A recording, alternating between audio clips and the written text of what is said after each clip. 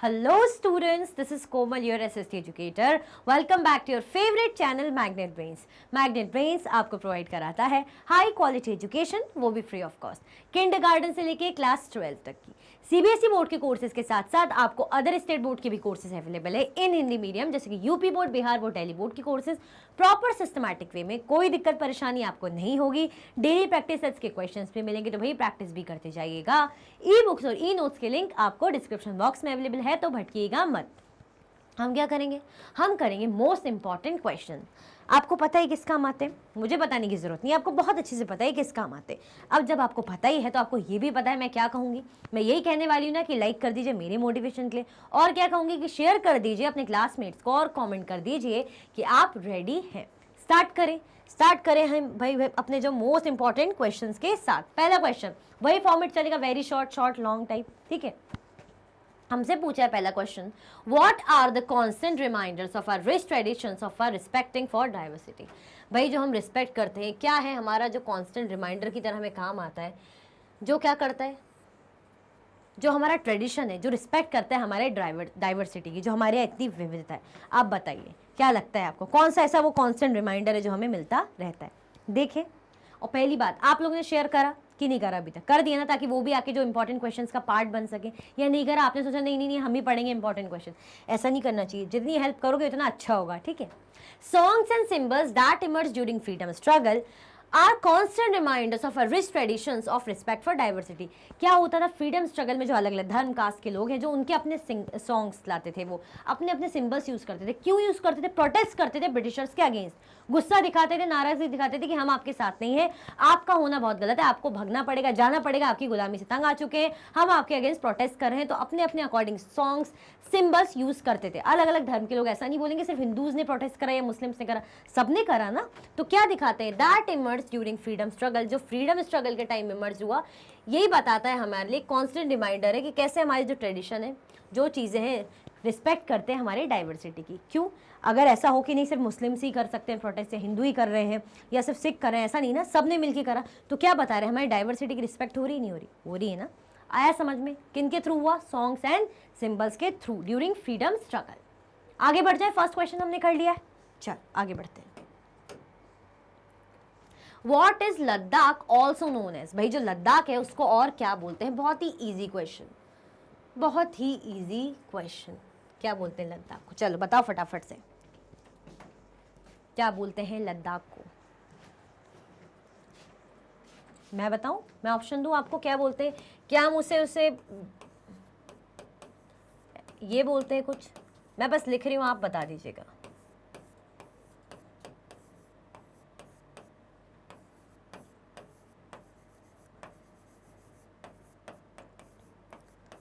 हमने एमसीक्यूज में इस टाइप के सॉल्यूशन लेके सॉल्व भी करा था, इस टाइप के हमें ऑप्शंस भी थे। अब बताओ, क्या हम उसे बिग तिब्बत बोलते हैं, तिब्बत बोलते हैं, या स्मॉल तिब्बत बोलते हैं? मैंने ये भी बताया था कि भाई बिग क्यों बोलेंगे। चलो बट ये एमसीक्यू नहीं, तो मैं अदर ऑप्शन एक्सप्लेन करने की बात नहीं। आप बताओ, अब याद आ रहा है कि नहीं आ रहा? हम क्या बोलते हैं लद्दाख को? हम लद्दाख को स्मॉल तिब्बत, लिटिल तिब्बत कहते हैं। क्या बोलते हैं भाई? लिटिल तिब्बत बोलते हैं, स्मॉल लिटिल क्या बोलेंगे? Ladakh is known as little Tibet. क्या माना जाता है? लिटिल तिब्बत। आया समझ में कि नहीं आया? आगे बढ़ जाए, चल। How many different religions are practice in Kerala. भाई केरला में कितने कितने जो डिफरेंट अलग अलग टाइप के रिलीजन प्रैक्टिस किए जाते हैं, यानी प्रैक्टिस एज इन मतलब जो है लोग रहते हैं, परफॉर्म करते हैं, अपनी जो एक्टिविटीज़ है परफॉर्म करते हैं, वहाँ रहते हैं इतने धर्म के लोग। तो कौन से धर्म के कितने टोटल मतलब रहते हैं कहाँ पे? केरला में। बता दीजिए फटाफट से, जल्दी जल्दी। याद आ रहा है कुछ भी? हमने पूरा बहुत अच्छे से केरला और लद्दाख को समझा था, तो कन्फ्यूजन की कोई बात ही नहीं बचती है। There are 5 different religions practice in Kerala. भाई 5 डिफरेंट रिलीजन, 5 अलग अलग टाइप के रिलीजन केरला में जो है प्रैक्टिस किए जाते हैं। 5 रिलीजन। आया समझ में? आगे बढ़ जाए, चलो। Mention the different religions that are practice in Ladakh. हमें मेंशन करना है वो रिलीजन, ऐसे धर्म जो लद्दाख में प्रैक्टिस किए जाते हैं, मतलब लद्दाख में जो अलग अलग धर्म के लोग रहते हैं, जो प्रैक्टिस किए जाते हैं, वो हमें बताने हैं। बताओ फटाफट से। प्रैक्टिस से आप ये मत सोचो कि कोई प्रैक्टिस कर रहा है कि ये धर्म ये प्रैक्टिस करूंगा सुबह शाम प्रैक्टिस करूंगा, नहीं, मतलब परफॉर्म करते हैं। ऐसे धर्म के लोग रहते हैं और अपनी एक्टिविटीज़, जो चीज़ें, पूजा पाठ जो भी है करते हैं। तो ये बता दीजिए। हमने देखा था बुद्धिज्म में आए थे, मुस्लिम्स की ज़्यादा हमने जनसंख्या देखी थी। याद आ रहा है कि नहीं यार, ऐसा कुछ हमने पढ़ा था। The people of Ladakh mainly practice भाई इस्लाम और बुद्धिस्ट रिलीजन। बुद्धिस्ट और इस्लाम रिलीजन मेजरली परफॉर्म होता है, प्रैक्टिस होता है कहाँ पे, लद्दाख में। आया समझ में? आगे बढ़ जाए, चलो आगे बढ़ते हैं। Give an example of diversity in India. भाई डाइवर्सिटी जो है इंडिया में उसका एग्जाम्पल दो। कुछ एग्जाम्पल आप दे सकते हैं अपनी तरफ से, बताइए। कुछ आपको आइडिया आ रहा हो, कुछ भी आपको ऐसा लग रहा हो कि नहीं नहीं मैं बता सकता हूँ, मैंने चैप्टर को अच्छे समझ लिया है, तो मुझे कमेंट में धमाका मचाना है, लोग बोले अरे वाह वाह मुझे बहुत अच्छे से आता है। देखते हैं। There are many different languages which are spoken by us. It is an example of diversity in India. भाई लैंग्वेज हो गया, कोई लैंग्वेज का एग्जाम्पल ले लो, फूड का एग्जाम्पल ले लो, क्लोथ का एग्जाम्पल ले लो। ये क्या है? आप इतने एग्जाम्पल लेके क्या बता सकते हो? आप ये बता सकते हो ना कि क्या है, अलग अलग आप डिफरेंट चीज़ें कर रहे हो, यानी डाइवर्सिटी का एग्जाम्पल है। मतलब यहाँ अगर लैंग्वेज का एग्जाम्पल लिया है तो कह रहे हैं कि हम जो अलग अलग टाइप की लैंग्वेज बोलते हैं, कोई मराठी बोलता है, कोई बंगाली बोलता है, कोई हिंदी बोलता है, कोई इंग्लिश बोलता है ना, और भी लैंग्वेज, मलयाली, तेलुगु, तमिल, जो भी लैंग्वेजेस हैं, कोई रोक तो नहीं रहा कि नहीं मत बोली, सिर्फ आप यही बोली, हिंदी बोली, इंग्लिश बोली, कोई ऐसा आपके पाबंदी तो नहीं है ना, कोई नहीं लगा सकता। क्यों भाई, इंडिया डेमोक्रेटिक कंट्री है, आप अपनी चीज़ें परफॉर्म करो। तो ऐसे ही भाई डिफरेंट लैंग्वेजेस जो है बोली जाती है कहाँ पे, हमारे भारत पे। तो इसलिए बताते हैं कि भाई कैसे डाइवर्सिटी हमारे यहाँ विविधता है। आया समझ में? आगे बढ़े, चल आगे बढ़ते हैं। Why did समीर दो थिंक दैट समीर एक डिड नॉट नो हिंदी? भाई जो समीर दो जब कौन करते क्या थे, वो न्यूज़पेपर भेजते थे, और जो समीर एक है वो स्कूल जाते थे, साइकिल से आते थे। तो ऐसा क्यों सोचा समीर दो ने कि जो समीर एक है, जो समीर दो ने सोचा कि समीर एक है उसको हिंदी नहीं आती होगी? ऐसा क्यों सोचा? क्या सोच के ऐसा बोला? देखा नहीं वो इंग्लिश न्यूज़पेपर ही लेके उसके पीछे आया और आधी इंग्लिश हिंदी में मिक्स करके जो हेडलाइन पढ़ रहा था न्यूज़पेपर की, वो यही सोच के लाया ना उसके पीछे इंग्लिश न्यूज़पेपर कि इसे हिंदी नहीं आती होगी। ये जो साइकिल में है जो बच्चा, ये जो भैया है, सॉरी, इनको इंग्लिश नहीं आती, हिंदी नहीं आती होगी। तो ऐसा क्यों सोचा समीर दो ने जो न्यूज़पेपर बेचता था? ये बताइए। हमने पढ़ा था बहुत अच्छे से, ऐसा क्यों सोचता है वो? ऐसा इसलिए सोचा ना, उसने नहीं कहा था कि अरे you know Hindi, you can speak Hindi, आप पढ़ लोगे, बिकॉज यू लुक सो अंग्रेज, आप कैसे फॉरेनर, इस टाइप के अंग्रेज जैसे लग रहे हो।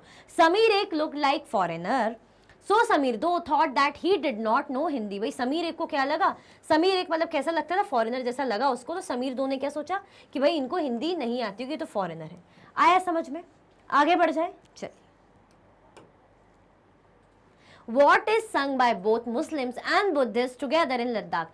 क्या जो है साथ में लद्दाख में मुस्लिम्स भी और बुद्धिस्ट धर्म के लोग भी गाते हैं साथ में? क्या चीज़ गाते हैं साथ में? हमने पढ़ा था, ये मत सोचिए ये क्वेश्चन कहाँ से आ रहा है, ये सब पढ़ा है। इसलिए हर एक चीज़ आनी चाहिए चैप्टर की, हर एक चीज़ों को ध्यान से सुनना चाहिए, ठीक है। और जिससे नहीं सुना है, जो सोच रहे हैं क्वेश्चन, तो एक बार पुराने सेशंस आप देख लो तो आपको सब समझ में आ जाएगा, क्योंकि मैंने कुछ भी नहीं छोड़ा, एक एक लाइन पढ़ाई, एक एक लाइन, कुछ भी नहीं छोड़ा है।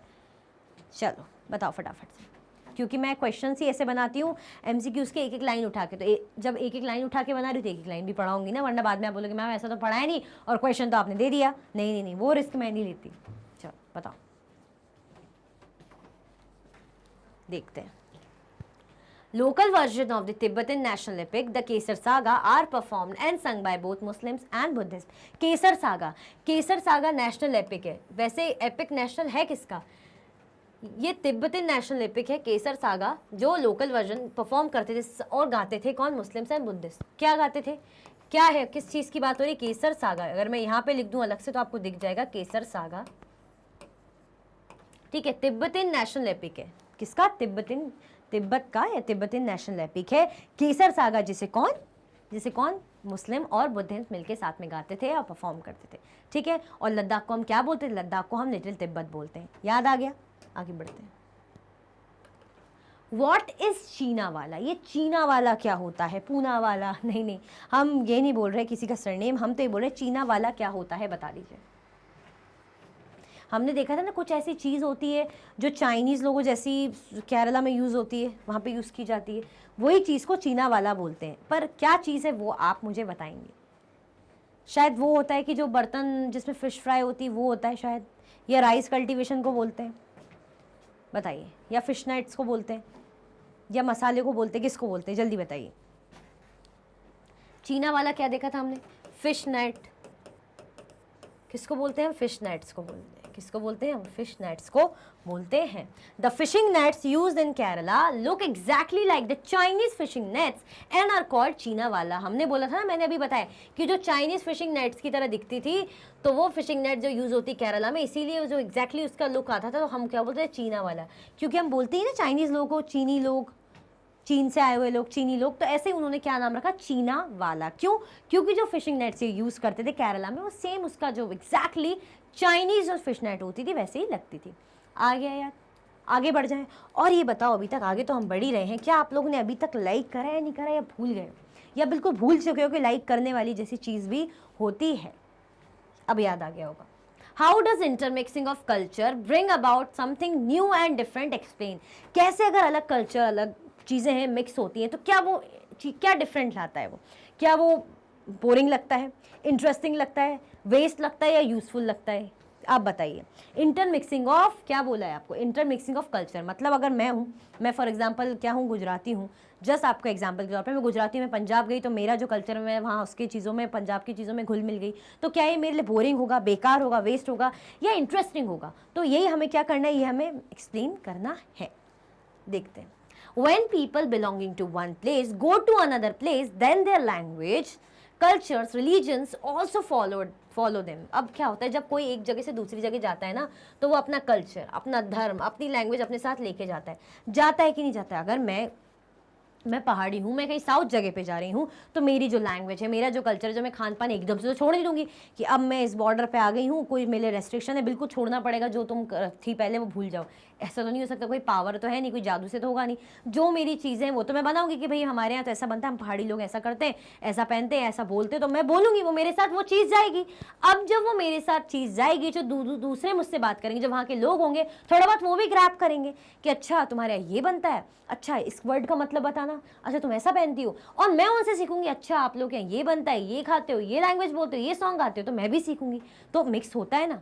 दे start to change a little but they also manage to do things in their old ways. क्या होता है, जब नई जगह जाते हैं तो अपनी पुरानी आदतें, अपनी पुरानी लैंग्वेज जो उनके साथ है हमेशा से, वो भी लेके जाते हैं, तो नई चीज़ें भी मिक्स करते हैं। ऑब्वियसली अगर मैं जाऊँगी पहाड़ से साउथ, तो मैं वहाँ पे थोड़ा बहुत उनकी लैंग्वेज सीखूंगी। इसका थोड़ी कि मैं जो अपना पहाड़ी कल्चर है वो भूल जाऊंगी, जो मेरी आदत में वो भूल जाऊंगी, मैं वो भी साथ में रखूंगी, और जो नया सीख रही हूँ उसको भी मिक्स करती चलूंगी। कि जैसे अगर मैंने साउथ गई तो मैंने डोसा वगैरह बनाना सीख लिया, और भी जो उनकी डिशेज है वो सीख ली, 2-4 वर्ड उनके सीख लिए, तो इसका मतलब थोड़ी कि उनके वर्ड सीख रही हूँ तो उन्होंने बोला कि अपने वर्ड्स भूल जाओ, नहीं ना।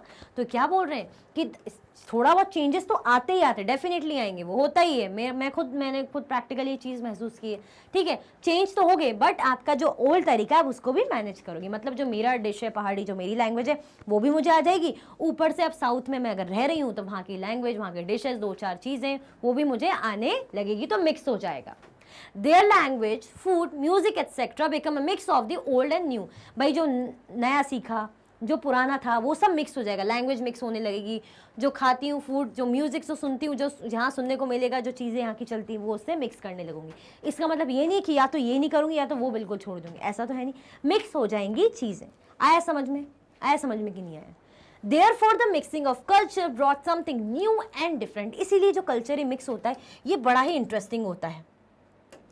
Therefore the mixing of cultures brought something new and different. इसीलिए जो कल्चर का मिक्स होता है ना, ये कुछ नया, कुछ एक्साइटिंग और कुछ डिफरेंट लाता है। ऑब्वियसली अगर मुझे लगेगा अरे वाह, ये तो ऐसा तो हमारे यहाँ अलग तरीके से बनता है, तो ये डोसा मुझे बना के बताओ, मैं बोलूँगी अच्छा, वो अगर वो बनाएंगे तो मैं सीखूंगी कि अरे वाह ऐसा, मुझे अच्छा लगेगा, मुझे खुशी होगी ना, मैं बोर तो होंगी नहीं, बेकार तो लगेगा नहीं, लगेगा अरे वाह कुछ नया सीखा, कुछ और नई डिश पता चल गई। यूजुअली हम खाने पे फोकस करते हैं, अरे वाह तुम्हारे ऐसा बनता है, खाने की चीज़ ही पहले निकलती है।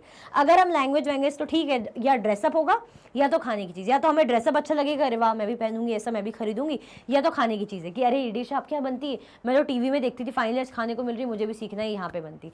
तो क्या है, हम उनकी चीज़ों को ग्रैब कर लेंगे। इंटरेस्टिंग लगेगी नहीं लगेगी? बहुत इंटरेस्टिंग लगेगी, मज़ा आएगा, और कुछ नया और डिफरेंट होगा। ऑब्वियसली हम जो तरीका अपनाते हैं, अगर मेरा पहाड़ी तरीका मैं अपनाते हैं, उसके अकॉर्डिंग जब मैं साउथ इंडिया जाऊंगी तो वहाँ का तौर तरीका अपनाऊंगी, चीज़ें सीखूंगी, तो मेरे नया होगा और डिफरेंट भी होगा। बट ऐसा नहीं कि मैं दोनों में से किसी एक को छोड़ दूंगी, दोनों को मिक्स करते हुए चलेंगे, मैनेज करके चीज़ें को चलाया जाएगा। हर कोई ऐसे ही करता है, इसमें कुछ प्रैक्टिस की जरूरत नहीं है, ऑटोमेटिकली। ठीक है, आया ही समझ में? कोई कन्फ्यूजन, दिक्कत, डर, समस्या, परेशानी तो नहीं है ना? और ये बताओ लाइक करा कि नहीं करा? क्योंकि हमारे शॉर्ट टाइप के क्वेश्चन का फर्स्ट क्वेश्चन हो गया है। अब सेकंड क्या है, why does Ladakh have very little agriculture activities. भाई जो हमारा लद्दाख है वहाँ पे क्यों इतनी कम एग्रीकल्चरल एक्टिविटीज होती, क्यों वहाँ पे कम खेती बाड़ी होती है, ये बताइए। जो खेती से रिलेटेड एक्टिविटीज है वो इतनी कम लद्दाख में क्यों होती है। हमने कुछ टर्म देखा था ना, क्या देखा था हमने, कुछ एक रीजन भी देखा था। अगर मैं अभी बताऊं, मैं लिखूं कि आप बताओगे, बताओ बिकॉज ऑफ व्हाट, बताओ फटाफट से बताओ क्या हो जाएगा। बिकॉज ऑफ क्वेश्चन मार्क, मैं लिखने ही वाली थी बट मैं चाह रही थी कि क्या हो आपको याद आ जाए। हमने देखा था लो रेनफॉल, बारिश कम होती है, बारिश बहुत कम होती है, इसके कारण क्या है, खेती बाड़ी मुश्किल है, ऊपर से पहाड़ी इलाका है। ठीक है, देखते हैं क्या हमारा आंसर कहता है। याद आ गया, हमने पढ़ा था ना लो रेनफॉल। ठीक है, और समर्स में भी पानी पे कैसे डिपेंड रहते हैं, जब वो स्नो मेल्ट होती है। Ladakh has very little agricultural activities because it is covered with snow for the most part of the year and also does not receive any rainfall. हमने कहा ना कि वहाँ पे और ज़्यादातर पार्ट जो भाई बर्फ़ से ही बिल्कुल ढका रहता है। अब कहाँ बर्फ़ को हटा हटा के वहाँ खेती बाड़ी करेंगे, बर्फ़ जम जाती है, बर्फ़ से ढका रहता है, ऊपर से पानी भी इतना प्रॉपर अवेलेबल नहीं। क्यों, अगर खेती बाड़ी कर रहे हैं ना तो खूब अच्छी मात्रा में, अच्छी कह सकते क्वांटिटी में हमें पानी की ज़रूरत होती है, क्योंकि इरीगेशन पर्पज़ के लिए बहुत ज़्यादा ज़रूरी हो जाता है। हम ज़रा से एक दो पेड़ लगाते, 4 गमले रख देते घर में, तो पानी डालना पड़ता ही नहीं पड़ता, दोनों टाइम तीनों टाइम, समर्स में तो फिर क्या ही कहने। तो ऐसे ही भाई एग्रीकल्चर कर रहे हो आप अनाज बो रहे हो, फसल बो रहे हो, तो प्रॉपर आपको जगह भी चाहिए जहाँ पे भाई वो स्नो से कवर्ड रहता था, और पानी भी चाहिए। तो रेनफॉल यहाँ पे कैसी थी भाई, होती ही नहीं थी, एक प्रॉपर एडिक्वेट रेनफॉल होती ही नहीं थी। ठीक है, तो इस कारण से जो एग्रीकल्चर है क्या होता था, यहाँ पे होना थोड़ा मुश्किल हो जाता था। कहाँ पे, लद्दाख में। आया समझ में, आगे बढ़ जाए, चलो। Discuss the trade relations of Ladakh with Tibet. हमें जो लद्दाख और तिब्बत के ट्रेड रिलेशंस बताने, ट्रेड रिलेशन मतलब सामान आ रहा है जा रहा है, इस टाइप के ट्रेड रूट जो है वो हमें बताना है। याद आ रहा है कुछ हमने पढ़ा था, ट्रेड रूट कुछ जाते थे, सामान वगैरह ट्रांसफर होता था, मतलब भेजा जाता था इधर से उधर।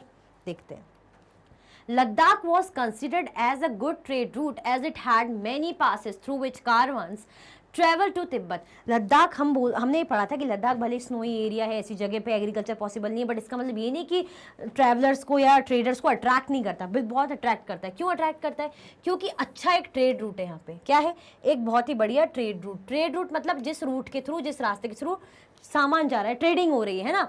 मैनी पासेस, ऐसे पास मिलते हैं, ऐसे एरियाज मिलते हैं जहाँ के थ्रू कारवान क्या कर सकते हैं, ऐसे एरियाज रास्ते मिलते हैं ट्रेड रूट के, मतलब यहाँ पे ऐसे रास्ते मिलेंगे जहाँ पे जो कारवान से जो क्या करेंगे भाई, लद्दाख के थ्रू जो है तिब्बत में ट्रेवल करेंगे और सामान लेके जाएंगे। Caravans were used to carry goods to Tibet. अब वो क्या ले जाते थे, ऐसे ही थोड़ी जाते थे, तिब्बत में सामान लेके जाते थे, बेचते थे। गुड्स कैसे कैसे, जैसे टेक्सटाइल, कपड़े वपड़े का, स्पाइसेस, रॉ सिल्क और कारपेट्स वगैरह ले गए और वहाँ जाके कहाँ जाके तिब्बत में बेच दिया। यही सब चलता है ना ट्रेड रूट, ये होता है, ट्रेडिंग का काम होता है। सामान लाए, गुड्स लेकर आए, खरीद के लाए, बेच दिया, मतलब कहीं से और से खरीदा फिर वहाँ बेच दिया, या वहाँ से खरीद के लाए अपने शहर में बेच दिया।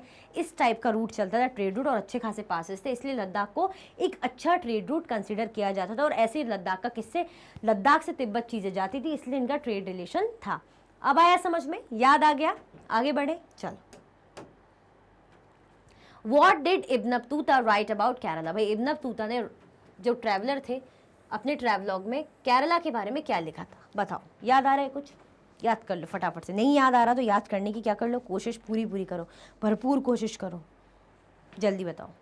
कुछ अपने ट्रैवलॉग में लिखा था ना, क्या लिखा था, किसके बारे में, कि किसी को बहुत अच्छी रिस्पेक्ट मिलती है ना, बढ़िया सब है। देखते हैं। Ibn Battuta was an Arab trader who visited Kerala little less than 700 years ago. क्या थे भाई, ट्रेडर थे, अरब ट्रेडर थे। कब आए थे, लगभग 700 से थोड़ा लेस। विजिटेड केरला, केरला आए थे a little less than 700 years ago. In his travelogue, अपने ट्रैवलॉग में उन्होंने क्या लिखा, अपने ट्रैवलॉग में उन्होंने लिखा कि he describe the lifes of Muslim. उन्होंने भाई मुस्लिम्स की लाइफ को डिस्क्राइब किया। अरब थे तो ऑब्वियसली वो अपने उनसे रिलेटेड करके चीज़ों को ज़्यादा देखेंगे। उन्होंने देखा कि डिफरेंट कम्युनिटी और मुस्लिम्स को इनके बारे में देखा, डिस्क्राइब करा उनकी लाइफ, मतलब जो मुस्लिम्स थे उन पर भी फोकस करा और जो अलग कम्युनिटी के लोग थे उनकी लाइफ पे भी फोकस करा। He mention that Muslims were a highly respected community. और उन्होंने देखा अदर कम्युनिटीज़ भी थी, अदर धर्म के लोग भी थे, बट जो मुस्लिम थी वो एक अच्छी रिस्पेक्टेड कम्युनिटी मानी जाती थी, मतलब बहुत अच्छी रिस्पेक्टफुल लाइफ वहाँ मुस्लिम्स जीते थे। तो इन्होंने अपने ट्रैवलॉग में लिखा, किसने, इब्न बतूता ने। ठीक है, अरब ट्रेडर थे। आगे बढ़े, चलो। How does the caste system bar equality. भाई जो कास्ट सिस्टम है कैसे जो इक्वालिटी को अनइक्वालिटी में बदल देता है, ये बता दीजिए। इनइक्वालिटी में बदल देता है, ये बता दीजिए, मतलब अलग कर देता है। ठीक है, बताइए। बेसिकली जो पूछा ना बार इक्वालिटी, तो क्यों ऐसा कर देता है, मतलब कि इक्वालिटी को खराब कर देता है, बेकार कर देता है, इनइक्वालिटी बना देता है। ये हमारा कास्ट सिस्टम, ये जात पात का जो सिस्टम है कि upper caste, lower caste, upper caste के लोग क्या नहीं करेंगे भाई, छोटी कास्ट के लोग को टच नहीं करेंगे, बिल्कुल उनके आसपास के एरिया में भी नहीं रहेंगे, ना स्कूल जाएंगे ना मंदिर जाने देंगे। ठीक है, आया समझ में? देखें, चल देखते हैं। The society was divided into different groups depending upon the work that people did and they were supposed to remain in those group. पहले टाइम पे क्या होता था, सोसाइटी डिसाइड कर लेती थी, अगर ब्राह्मण है तो ब्राह्मण का बेटा भी मंदिरों में जाएगा, ब्राह्मण रहेगा। अगर बेचारा कोई वो है, स्लेव है, तो वो स्लेवरी का ही काम करेंगे उसके बच्चे। ऐसा कुछ जरूरी है क्या? अब ऐसा आपको लगता है ऐसा कुछ है? ऐसा तो बिल्कुल भी नहीं। अब चीज़ें बदल चुकी, बट पहले की बात करें तो ऐसे ही था। अगर किसी के बाप जैसे शिल्पकार है तो उनका बेटा भी शिल्पकार का काम करेगा, आर्टिस्ट है तो बेटा भी आर्टिस्ट बनेगा, अगर कोई पॉटर है तो बेटा भी पॉटर बनेगा, कोई अकाउंटेंट है उस टाइम पे अगर उसकी लेखा खाते का काम करता है तो बेटा भी वही करेगा, कोई पंडित है, ब्राह्मण है मंदिर में तो बेटा भी वही बनेगा। तो ये क्या है, यही बता रहे हैं कि the society was divided into different groups depending upon the work. Society work के अकॉर्डिंग अलग अलग ग्रुप्स में बांटी गई थी। They were supposed to remain in those group, और उनको उन्हीं those groups में, उन्हीं ग्रुप्स में उनको रह के अपनी जीवनी जिंदगी काटनी पड़ती है। जैसे हम बोलते हैं ना, ब्राह्मण्स का क्या काम होता है? ब्राह्मण्स का काम होता है पूजा वगैरह कराना, और क्षत्रिय का क्या काम होता है भाई? लड़ाई लड़ना, युद्ध लड़ना और रक्षा करना। तो जो क्षत्रिय है वो यही करते रहेंगे, वो पूजा पाठ नहीं करेंगे, मतलब वो यही काम करेंगे, और ब्राह्मण क्षत्रिय नहीं बनेंगे। ऐसा है क्या? ऐसा कुछ है क्या? अब के टाइम में देखा है ऐसा कुछ है? ऐसा कोई कुछ करता है कि बिल्कुल ऐसे ही हो सकता? नहीं ना। पर पुराने टाइम में ऐसे ही होता था, जो जो कर रहे हैं, जिस कास्ट में जो बंधे हुए, जिस कास्ट को जो काम असाइन किया हुआ है, उस कास्ट के बच्चे हो जाए कोई भी हो, वो वही काम करेंगे, अदर कुछ काम नहीं करेंगे। ठीक है, तो कास्ट सिस्टम में जो इक्वालिटी की बात है कैसे खत्म कर रखी थी। If one's parents were potters, then that the person could only become a potter. अगर किसी का जो पेरेंट है, जो पिताजी हैं, जो काम करते हैं पिताजी माताजी, अगर वो पॉटर हैं तो भाई उनका जो बच्चा है वो भी पॉटर ही बनेगा। ठीक है, and once profession denoted his her caste, और जो उनका प्रोफेशन है उनकी कास्ट डिसाइड करता है। अगर कोई मंदिर में पूजा करते हुए दिख रहा है तो हम बोलेंगे हाँ पंडित है, अगर कोई युद्ध वगैरह करते हुए दिख रहा है, रूल कर रहे हैं, यानी वो क्षत्रिय। इस टाइप का क्या है, उनका प्रोफेशन उनकी कास्ट के अकॉर्डिंग था। अब ऐसा है क्या? बिल्कुल भी नहीं ऐसा, बिल्कुल भी नहीं है ऐसा। So this created a situation of inequality. इसीलिए जो कास्ट के अकॉर्डिंग चलना, अगर कास्ट में ऐसा यही जॉब करोगे तो ऐसा करोगे, ऐसा अगर हो जाए तो कितनी दिक्कत है कि अगर आप इस कास्ट के तो आप भाई पूजा का ही काम करना, आप और कोई काम नहीं करना। अरे आपको नहीं करना, आपको कुछ और करना है, वो करेंगे। अगर किसी को बोलेंगे भाई आप आर्मी में ही जाइए, आप क्षत्रिय धर्म के, तो आप आर्मी नेवी में ही जाओगे, नहीं जाना भाई, नहीं जाना। आपको एक्टिंग फील्ड में जाना है तो क्या आप जा नहीं पाओगे? जा सकते हो ना। टीचर बनना है, जा सकते हो, बिल्कुल कर सकते हो। तो पर पहले टाइम पे ये जो बात थी कि नहीं इक्वालिटी, कि अगर पॉटर का बच्चा है, भले उसमें टैलेंट हो, उसमें कुछ रूल करने का टैलेंट हो, कुछ बहुत अच्छा टैलेंट हो, बट वो नहीं कर सकता। क्यों? क्योंकि भाई कास्ट सिस्टम था। तो यही बात है कि इक्वालिटी को कैसे ख़त्म करता है ये कास्ट सिस्टम। उस टाइम पे कैसे दिक्कत देता था, बेकार, मतलब इक्वालिटी को पूरा जो है बेकार करके रखता था। आप ये समझ लीजिए, इक्वालिटी रहती तो यानी कोई कुछ भी काम कर सकता है। इनइक्वालिटी मतलब ये कास्ट है, आप ये कास्ट के हो, आपको ये काम है, आपके पिताजी माताजी ने ये काम करा, आप भी यही करोगे। सोच भी मत लेना दूसरा काम करने का। क्यों? क्योंकि आपकी कास्ट में यही काम आप लोगों को असाइन किया जाता है। आया समझ में? अब कोई कंफ्यूजन, दिक्कत, परेशानी तो नहीं है? लाइक करा कि नहीं करा अभी ये भी बता दो। चलो कर दो लाइक फटाफट से, फिर आगे बढ़ते हैं। हमारे 14 क्वेश्चन है, आपको 2 सेकंड देती हूँ। कर दिया लाइक? भूले तो नहीं? आगे बढ़ जाए क्या, ताकि आगे जाने का मोटिवेशन मिले ना, नहीं तो मेरा हाथ ऐसे नहीं उठेगा, आगे नहीं बढ़ेगा, है ना। चल आगे बढ़ते हैं। Why is India's diversity always recognized as a source of its strength? जो इंडिया की डाइवर्सिटी है, इतनी धर्म है, इतने कास्ट हैं, इतने लैंग्वेज है ना, लोग एक दूसरे की रिस्पेक्ट करते हैं, टॉलरेंस है, पेशेंस है, सेंटिमेंट्स को समझते हैं, तो क्या ये स्ट्रेंथ है इंडिया की? बताइए, जो इतनी डाइवर्सिटी इंडिया में, क्या ये इंडिया की ताकत है या नहीं? ये हमें बताना है कि कैसे, क्यों है ऐसा। आप बताइए, आपको कोई आइडिया है? अगर आपकी क्लास में अलग अलग धर्म के लोग हैं, सब एक दूसरे की रिस्पेक्ट करते हैं, सब खुशहाल तरीके से रहते हैं, कुछ नया सीखते हैं, कुछ नया करते हैं, अपनी चीज़ें बताते हैं, दूसरों से चीज़ें सीखते हैं, तो क्या ये स्ट्रेंथ है या बेकार है? आप बताइए। और है स्ट्रेंथ है तो क्यों है, ये पूछा है हमसे। चलो देखते हैं। India's diversity is always recognize as a source of its strength. जो भाई भारत की डाइवर्सिटी है, जो विविधता है, उसको हमेशा भारत की ताकत के तौर पे लिया गया कि भाई ये भारत की एक ताकत है, बहुत इंपॉर्टेंट है, बहुत अच्छी भारत की ताकत है। People from different religions, languages and cultural backgrounds came forward together to oppose the British. भाई जो people थे अलग अलग, क्या अलग अलग बैकग्राउंड के, रिलीजन, लैंग्वेज, कल्चरल बैकग्राउंड के क्या आए थे भाई, ब्रिटिशर्स के अगेंस्ट आए थे ना, अपोज करने। अगर वो डिवाइड हो जाते कि नहीं नहीं नहीं हम नहीं करेंगे, हमारा काम नहीं है, आप लोग करो स्ट्रगल, हमें नहीं करना, हम क्यों आपका साथ दें, आप तो अलग धर्म के, अलग खाते पीते हो, अलग लैंग्वेज बोलते हो, नहीं, सबने साथ में आके मेहनत करी और क्या करा भाई, ब्रिटिशर्स के खिलाफ प्रोटेस्ट किया, करा कि नहीं करा। The Indians United against British, भाई इंडियंस जो थे सारे, हम इंडियंस क्यों बोल रहे हैं, हम ये नहीं बोल रहे कौन सी धर्म कौन सी कास्ट के इंडियंस, इंडिया में सब आ जाएंगे, सब आ जाएंगे, कोई रिच हो पुअर हो, औरत आदमी बच्चे बूढ़े सब आ जाएंगे, कौन मराठी गुजराती सब साथ में आ जाएंगे। तो the Indians United against British, British के अगेंस्ट इंडिया क्या हुए, यूनाइट हुए, सब ने एकता दिखाई। क्या दिखाई भाई, एकता दिखाई, एकता किसी का नाम नहीं, इक्वालिटी यूनिटी दिखाई, ये समझ लीजिए, ठीक है।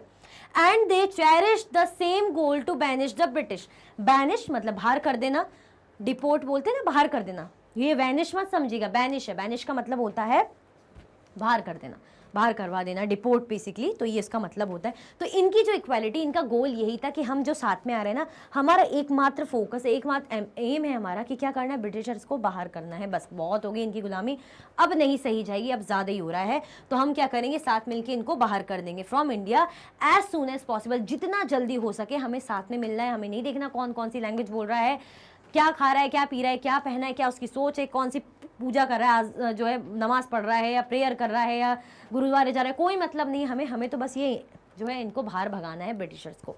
आया समझ में? तो क्या बताता है, स्ट्रेंथ बताता है, ताकत बताता है, एक दूसरे को समझने की, एक दूसरे की सेंटिमेंट्स की रिस्पेक्ट करने की और साथ में मिलकर काम करने की। एकता जहाँ होगी, मम्मी नहीं बोलती तुम दो तो भाई बहन हो, दो तो भाई भाई हो, लड़ते रहते हो, अरे एक साथ रहो, एकता रहो तो कितना अच्छा है, लड़ते रहते हो, तो वही वाली बात है। तो ये तो सिर्फ दो भाई बहन की, जैसे मैं मेरे भाई बहुत लड़ाई होती थी, बहुत ही, अभी तक भी लड़ाई होती, बात भी नहीं करते हम ज़्यादा, तो क्या हो जाता है, मम्मी थी ना आपस में ही लड़ते रहते हो, तो दूसरा तो फ़ायदा उठाई गई ना, दूसरा लड़वाई गई, तो वही वाली बात है। तो ऐसे क्या करना चाहिए, अच्छे से मिलजुल के रहना चाहिए।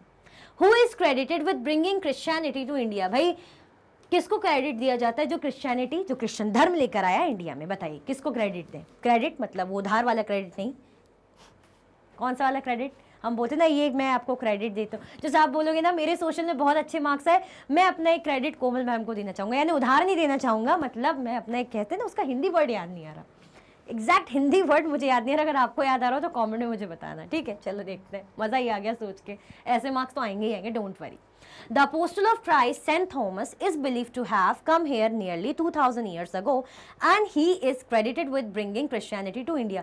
कौन लेकर आया, जो अपोस्टल थे किसके, क्राइस्ट, एक दूत टाइप के बोलते हैं, देवदूत, जो उनके डिसाइपल कह लीजिए, जो फॉलोअर हैं, बेसिकली अपोस्टल का मतलब ये होता है फॉलोअर डिसाइपल, वो लेकर आए क्राइस्ट के। सेंट थॉमस, जिनको अब मानना था, मतलब ऐसा माना जाता है कि ये लेकर आए कब, 2000 साल पहले, क्या, क्रिश्चियन धर्म को इंडिया में, ठीक है। कौन लेकर आया भाई, कौन लेकर आया, क्राइस्ट सेंट थॉमस, ठीक है, 2000 सालों पहले। आया समझ में कौन लेकर आया, आगे बढ़े, चलो। Compare the life in Kerala and Ladakh in your own words, हमें क्या करना है भाई, केरला और लद्दाख की लाइफ को अपने स्वयं के शब्दों में, खुद के शब्दों में क्या करना है, एक्सप्लेन करना है। क्या आप कर पाएंगे स्वयं के शब्दों में एक्सप्लेन केरला और लद्दाख की लाइफ? स्टार्ट करें, देखें, कोई आइडिया आपको, आइडिया है तो कमेंट में बता दो। चलो देखते हैं। Comparison of the life in Kerala and Ladakh is as follows, ये कंपैरिजन चार्ट है, देख लो। चलो मैं हट जाती हूँ थोड़ा साइड, देख लो। Kerala is located in south west corner of India, हमने देखा था ना, ये बना लेते हैं साउथ वेस्ट कॉर्नर। भाई मेरा मैप ऐसे ही बनता है, कृपया मुझे क्षमा करें, मेरी ड्राइंग बहुत बेकार है। हाँ, मेरे भाई की ड्राइंग बहुत अच्छी है, इसलिए भी हमारी लड़ाई होती है। मेरे को बहुत सुनाता है कि एक गुड़िया नहीं, एक छोटे सा बच्चे का भी ड्राइंग नहीं बना पाती मैं ढंग से। तो ये क्या है, देखो ये भी नहीं बना पा रही, नॉर्थ वेस्ट कॉर्नर में है, मतलब साउथ वेस्ट कॉर्नर में है क्या, केरला, यहाँ पे मिलेगा। और किसकी बात हो रही, लद्दाख की, यानी यहाँ पे ऊपर साइड हमें, नॉर्थ साइड में हमें लद्दाख मिलेगा। Ladakh is a desert in mountains in the eastern part of Jammu and Kashmir, Jammu and Kashmir के ईस्टर्न पार्ट में, मतलब ईस्ट पार्ट इस साइड आ जाता है, तो जम्मू कश्मीर के ईस्टर्न पार्ट में क्या मिलेगा हमें, लद्दाख मिलेगा। केरला कहाँ लोकेटेड है, केरला लोकेटेड है south west corner of India.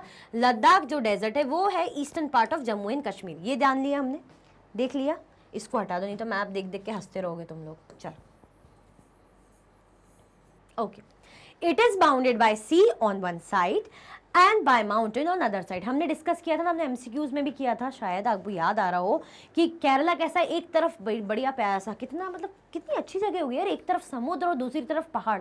सोचो, सोच के ही बड़ा अच्छा लग रहा है। मैं तो खैर कभी गई भी नहीं, हो सकता है आप लोग तो काफ़ी लोग वहाँ से बिलोंग भी करते हो, तो आपको तो पता ही होगा। जो जो करता है भाई केरला से वो बताइए, कौन कौन लद्दाख से वो भी बता दीजिए।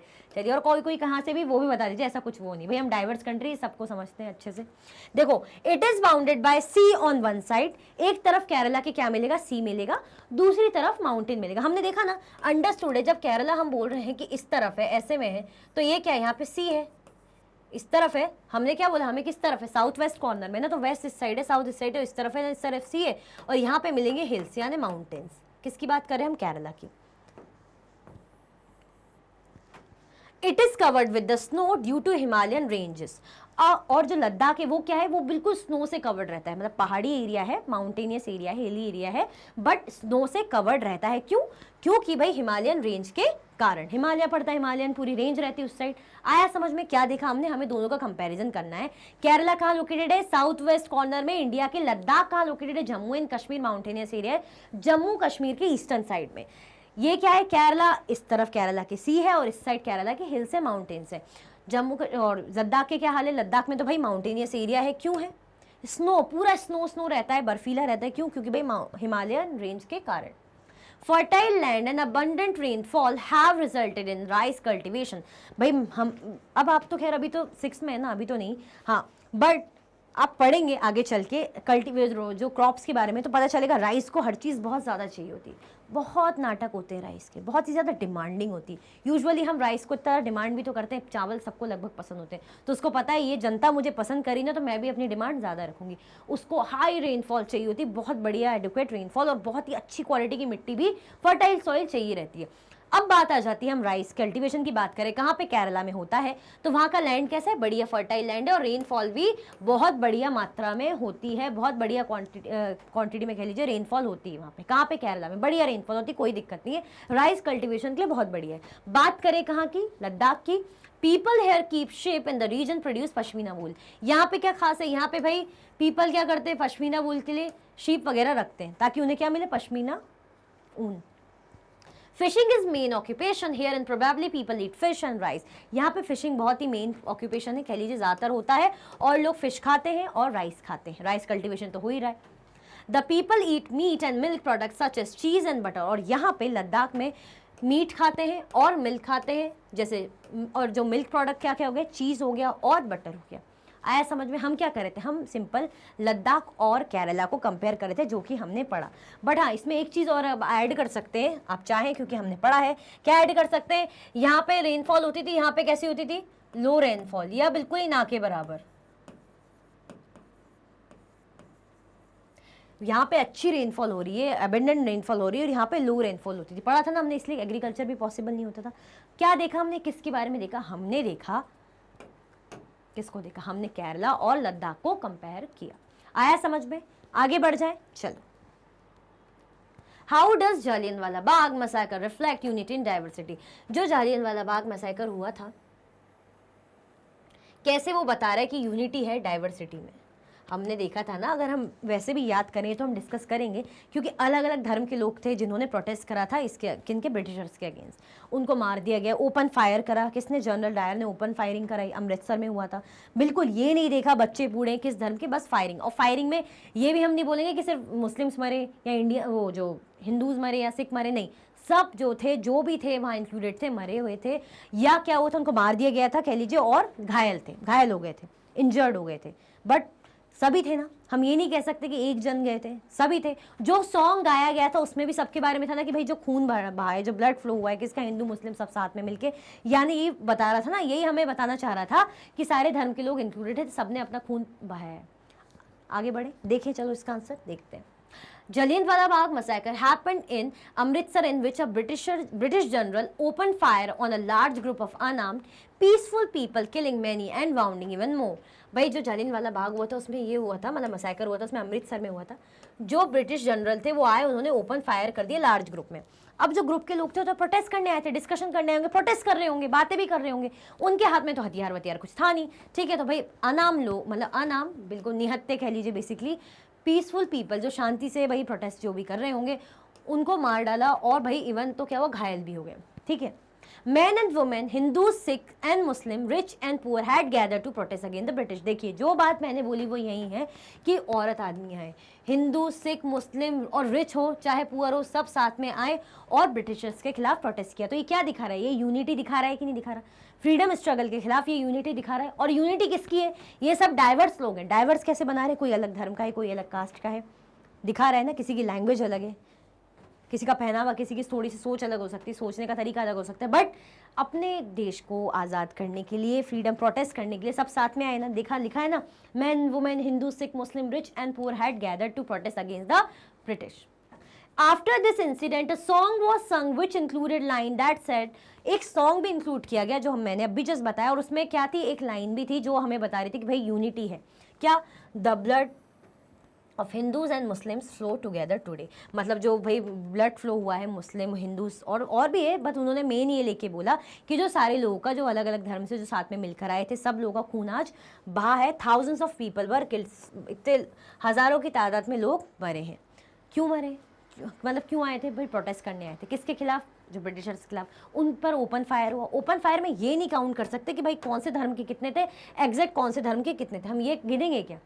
हमें पता है सब साथ में आए थे। दैट मीन्स ये दिखा रहा है कि यूनिटी में थे। यूनिटी दिखा के, यूनिटी थी उनकी डाइवर्सिटी में। सब एक दूसरे की रिस्पेक्ट करते थे, एक दूसरे की सेंटिमेंट्स की, एक दूसरे की भावनाओं की, एक दूसरे की धर्मों की। क्या वो आपस में लड़ रहे थे कि नहीं नहीं मैं नहीं करूँगा प्रोटेस्ट या तुम करो?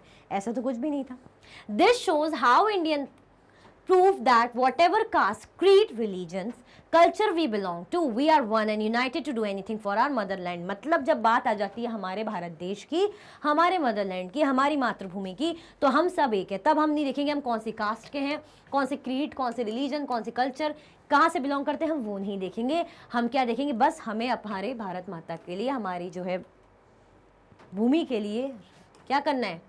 यूनाइट होना है, यूनिटी दिखानी है। हमें क्या दिखाना है? हमारी जो डाइवर्स चीज़ें वो चल रही हैं, बट जब बात आ जाती है हमारे देश की, उसके लिए हम एक हैं। और ये चीज़ें जवाहरलाल नेहरू ने क्या कहा था? ये चीज़ें अंदर से आती है, थोपी नहीं गई है। आया समझ में? तो क्या बता रहा है? यूनिटी इन डाइवर्सिटी कैसे पता चली? जालियनवाला बाग मसाकर में अलग अलग धर्म के, अलग अलग बैकग्राउंड के लोग आए थे, भाई प्रोटेस्ट कर रहे थे, मारा गया, जो उनको ओपन फायरिंग हुई, तो ओपन फायरिंग में सब मरे, सब धर्म के लोग थे, मतलब सब इंक्लूडेड थे। ऐसा हम गिन के ये नहीं कहेंगे इतने ज़्यादा थे, इतने कम थे, सब इंक्लूडेड थे। ठीक है, फिर उनके गाना भी गाया गया। उस गाने में हमें पता भी चला कि भाई क्या लाइन के थ्रू कि भाई कैसे कि सारे धर्म के लोग मिक्स थे। साथ में हम क्या बोल रहे हैं? हम ये कह रहे हैं कि ये प्रूफ कर रहा है कि चाहे किसी भी कास्ट, धर्म, रिलीजन के हो, बात आ जाती है जब हमारे किसकी, मदरलैंड की, मातृभूमि की, तो हम इकट्ठा होंगे और कुछ भी कर गुजर जाएंगे अपनी भूमि को स्वतंत्र करने के लिए। ठीक है, आया समझ में? अब क्या करो, आप लाइक कर दो, फिर आगे बढ़ते हैं। ठीक है, लाइक कर दो। कर दिया लाइक? 2 सेकेंड दे रही हो। ठीक है, आगे बढ़ते हैं। India's national anthem is another expression of the unity of India. India को जो नेशनल एंथम है, नेशनल एंथम राष्ट्रगान है जो इंडिया का, वो बताता है कि कैसे भाई यूनिटी है हमारे इंडिया में। In what way does the national anthem describe this unity? National anthem में किस तरीके से यूनिटी को डिस्क्राइब कर रहे हैं? मैंने कहा था ना आपसे, जब ड्यूरिंग चैप्टर, जब हम चैप्टर पढ़ रहे थे, मैंने कहा था कि आप क्या करना, अब मैं तो गा नहीं सकती, मैं बोल नहीं सकती, हमें उसके लिए चुप रहना पड़ता है, बिल्कुल स्टिल रहना पड़ता है ना। ये हम क्या करते हैं? आदर करते हैं क्योंकि हमारे नेशनल एंथम की। ठीक है, तो मैंने बोला था आप उसको रीड करना, पढ़ना, तो उसमें अलग अलग स्टेट, अलग अलग लैंग्वेज के ऐसे नाम आएंगे, कुछ आएंगे धर्म इसके कास्ट के अकॉर्डिंग, है ना, कि गुजरात, मराठा, ऐसे करके पंजाब, सिंध, इस टाइप के अलग अलग जगह के नाम आएंगे। तो क्या बता रहा है? ये बता रहा है डाइवर्सिटी। क्या समझा रहा है? ये बता रहा है डाइवर्सिटी, और यूनिटी भी है, तभी तो साथ में इंक्लूड कर रहे हैं। देखते हैं। Indian national anthem is surely an expression of national unity in the following veg. भाई श्योरली, बिल्कुल हम डेफिनेटली कह सकते हैं कि ये क्या है? ये यूनिटी बताता है इन तरीकों से। कैसे तरीकों से? It inculcates a sense of nationalism and love for one's country. मतलब ये क्या बताता है? ये हमारे अंदर क्या भरता है, क्या बात डालता है? कौन सा सेंस? नेशनलिज्म का, है ना, देश के प्रति जो प्यार है, देश के लिए जो लगाव है। ठीक है, और जो अपनी कंट्री के लिए, जो हमारे लिए राष्ट्रवादी जो चीज़ें हैं वो बनाता है, मतलब बताता है कि कैसे हमें अपने देश का जो है सम्मान करना चाहिए, जो डाइवर्स है उस चीज़ों को, डाइवर्सिटी को सम्मान करना चाहिए और एकता के साथ रहना चाहिए। तो it inculcates a sense of nationalism, nationalism, है ना, साथ में लव फॉर वंस कंट्री, अपने भारत देश, अपनी जो कंट्री के लिए प्यार, डिवोशन, ये बताता है। Compose bye Rabindranath Tagore. किसने कंपोज किया था? ये बंगाली थे, Rabindranath Tagore. Our national anthem reflects the diversity of a country in terms of religions, languages, regions and how such a diversity forms our motherland India। ये क्या बताता है? हमें रिफ्लेक्ट करता है डाइवर्सिटी कितनी है, कितनी डाइवर्स कंट्री है, जहाँ पे रिलीजन, धर्म, रीजन अलग अलग लोगों से, ये बताता है अलग अलग डाइवर्सिटी के, मतलब सॉरी धर्म, कास्ट, क्रीड के लोग हैं, बट अपनी मदरलैंड, अपनी भूमि के लिए सब एक साथ यूनिटी में रहते हैं, यानी यूनिटी इन डाइवर्सिटी बेसिकली। तो क्या बताता है? मैंने बताया ना, नेशनल एंथम की एक बार लाइन्स आप पढ़ोगे ना तो आपको देख के समझ में आ जाएगा। अभी एकदम से याद नहीं आ रहा हो, याद भी आ रहा हो, मन में रिकॉल भी करने लगे होंगे, बट आप समझना उसको। तो जो नाम नहीं है ना, गुजरात, मराठा, पंजाब, सिंध, मतलब अलग अलग स्टेट्स के नाम इंक्लूड करा है, ये बताया कि सब एक ही हैं, इतनी डाइवर्स कंट्री बट सब यूनिटी में है, सबका नाम इंक्लूडेड है भाई हमारे राष्ट्रगान में। आया समझ में? कोई कंफ्यूजन, दिक्कत, परेशानी, डर, समस्या तो नहीं है ना? आगे बढ़े। चल, दो we have diversity but the geography and history binds us together. भले ही हमारे पास डाइवर्सिटी है, हमारे पास क्या है? डाइवर्सिटी है, बट जो ज्योग्राफी और जो हिस्ट्री है हमें एक साथ मिलाती है, हमें क्या करती है? इकट्ठा करती है। It is our national anthem where people from varied backgrounds irrespective of caste, creed, religion और sex stand up and sing in unison paying respect and gratitude of the country. अगर टू द कंट्री, अगर school होता है या कहीं भी हम देखते क्या होता है? नेशनल एंथम होता है। तो जब नेशनल एंथम होता है तो ऐसा दिख रहा है क्या कि सिर्फ बंगाली लोग ही खड़े, या सिर्फ मराठी लोग ही कर रहे हैं, या जो मुस्लिम लोग हैं वही खड़े हुए हैं रिस्पेक्ट में, हिंदू लोग बैठे हुए हैं, या सिर्फ हिंदू लोग खड़े हैं बाकी लोग बैठे? ऐसा नहीं ना, सब कोई जो अपने देश के, जो अपने देश का राष्ट्रगान है उसके लिए रिस्पेक्ट में खड़े होते कि नहीं खड़े होते? उसको उस प्रॉपरली गाते हैं, गाना उसको मतलब अच्छे से सिंग करते ही नहीं करते? ये तो नहीं सोचते कि अरे नहीं नहीं वो नहीं गाएगा मैं ही गाऊंगा, ऐसा तो कुछ नहीं रहता ना। तो क्या बताता है? रिस्पेक्ट बताता है। ये बताता है कि भाई डाइवर्सिटी बट यूनिटी, यूनाइट करता है, सबको एक साथ करता है। तो it is our national anthem where people from, ये नेशनल एंथम ही है जिसके थ्रू पीपल अलग अलग बैकग्राउंड के, कोई सी कास्ट के हो, कौन से रिलीजन या सेक्स के हो, मतलब मेल फीमेल कुछ नहीं देखा जाता, सब साथ में मिलकर इस गीत को, मतलब इस गाने को, एंथम को गाते हैं। आया समझ में? रिस्पेक्ट करते हैं। It captures the very essence of our country. ये भाई हमारी कंट्री का बहुत अच्छा एसेंस को कैप्चर करता है। आप इसका, मैंने कहा ना, एक बार इसका मतलब देखिएगा, इसको रीड करिएगा। गाते हैं आप, अगर आप मन में भी एक बार लाएंगे ना तो आपको याद आएगा, आप सोचेंगे, अब आप ऑब्जर्व करेंगे, अभी तक आप गा लेते थे। अगर हम जो बोलते हैं, जो प्लेज होती है इस क्लास स्कूल में, जो भाई प्लेज होती है ना, तो वहाँ उसका अगर मतलब समझो तो समझ में आएगा। ऐसे ही अगर जो आप राष्ट्रगान गा रहे हो, नेशनल एंथम गा रहे हो, उसका मतलब समझो ना, तब आपको चीज़ समझ में आएगी। ठीक है, तब आप उस पर फोकस ज़्यादा करोगे कि हाँ ये क्या, क्यों बोल रहे थे मैम, पढ़ोगे ना, अब समझ में आएगा। बढ़े आगे। तो कैसे यूनाइट करता है सबको, सारे धर्म, कास्ट, सेक्स और क्रीड वाले लोगों को, सबको, किसी को ऐसा नहीं करता कि किसी को छोड़ दिया, किसी को ले लिया, सब क्या कर रहे हैं? सब गा रहे हैं, उसका रिस्पेक्ट कर रहे हैं। आया समझ में? आगे बढ़ते हैं। What do you mean by inequality? भाई आप इनइक्वालिटी से क्या समझते हो? इक्वालिटी, हम एकता की बात करते हैं, बात आ जाती है इनइक्वालिटी की, उससे आप क्या समझते हो? बताओ आप क्या समझ रहे हो उस चीज़ से? किससे, किस टर्म की बात हो रही है? इक्वालिटी की। क्या समझ रहे हो आप इनइक्वालिटी से? देखिए चलो, inequality means the unavailability of resources and opportunities for different people। inequality मतलब बताती है कि एक ग्रुप के पास अच्छी खासी अवेलेबिलिटी है रिसोर्सेज की, दूसरे के पास कम है, मतलब वो अफोर्ड नहीं कर पा रहा है, तो ये हो जाती है inequality।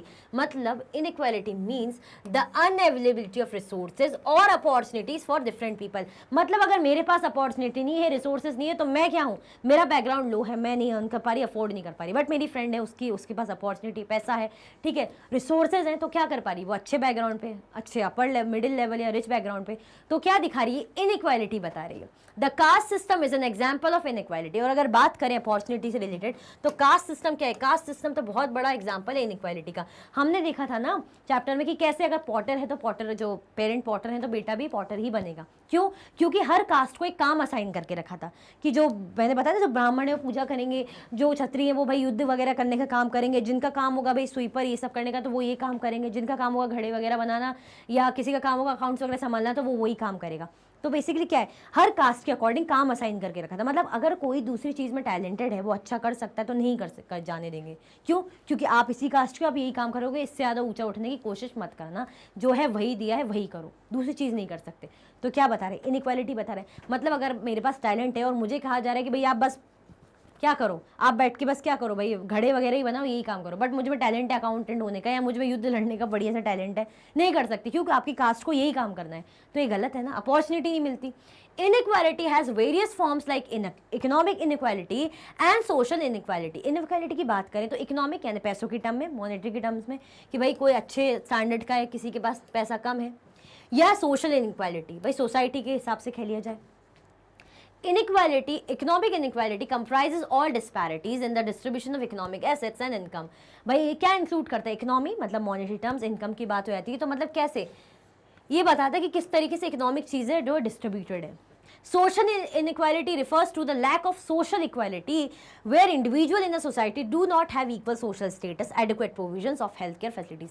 सोशल की बात करें, सोसाइटी की बात करें कि सोसाइटी में उसका इक्वल स्टेटस नहीं है।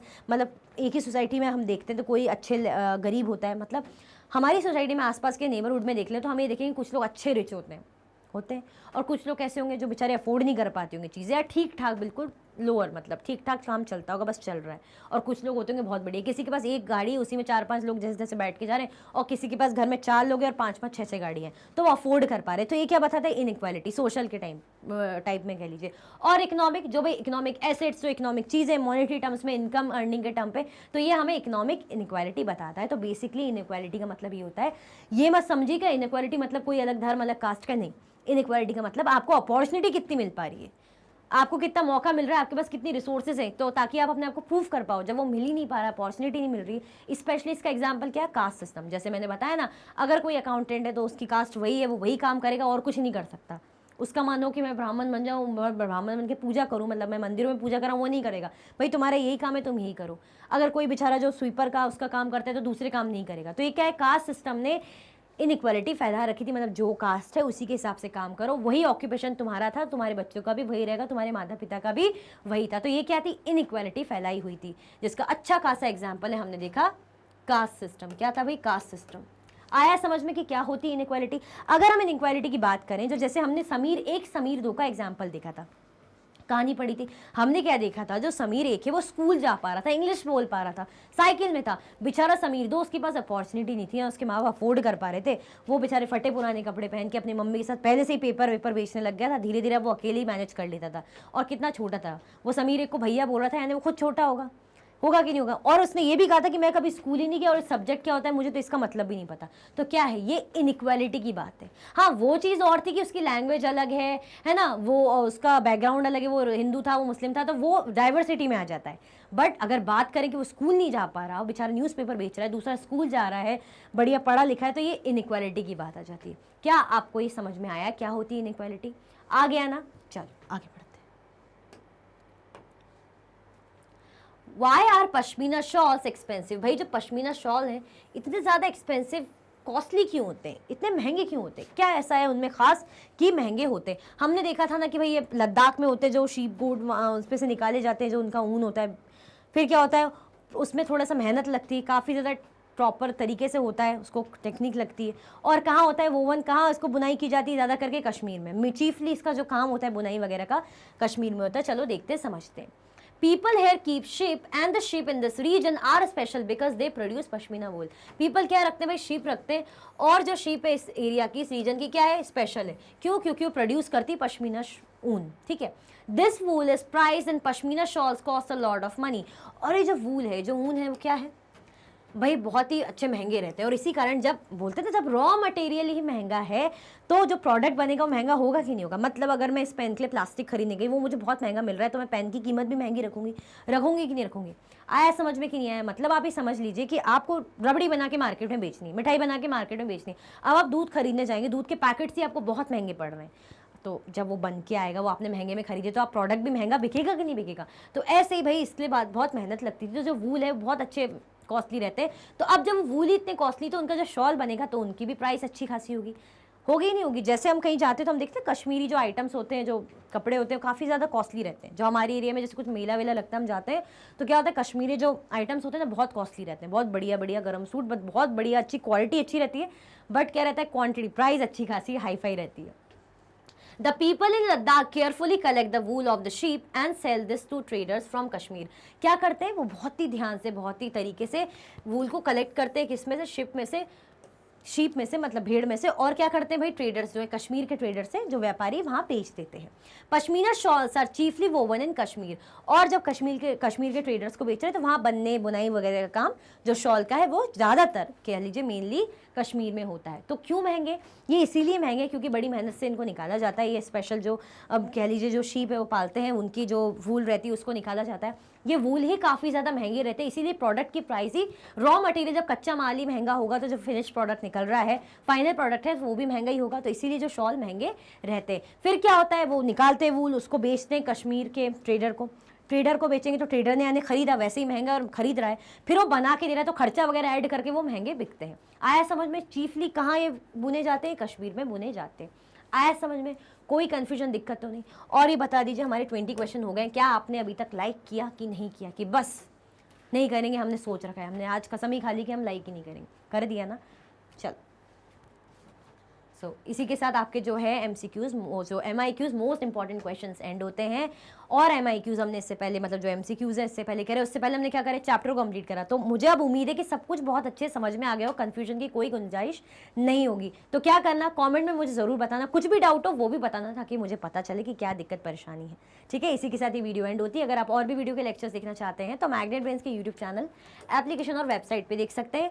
इन ऑल्सो ई बुक्स की लिंक आपको डिस्क्रिप्शन बॉक्स में अवेलेबल है। ये हाई क्वालिटी के कोर्सेज हैं, CBSE board, Delhi board, Bihar board है, UP board, MP board, Rajasthan board, Vedic maths crash course, spoken English course, जो क्या करेगा आपकी पर्सनालिटी को एनहेंस करेगा। तो आना चाहिए, बहुत अच्छा लगता है। क्या है से बिल्कुल अच्छी क्वालिटी में और 100% फ्री अवेलेबल है। आप हमें अदर प्लेटफॉर्म पर भी फॉलो कर सकते हैं, फेसबुक, इंस्टाग्राम, X, टेलीग्राम और व्हाट्सएप पे। ज़्यादा से ज़्यादा लाइक कीजिए, ज़्यादा से ज़्यादा शेयर कीजिए, और क्या नहीं भूलना है, चैनल को सब्सक्राइब करना बिल्कुल भी ना भूलें। अपना ख्याल रखें। Thank you so much for watching.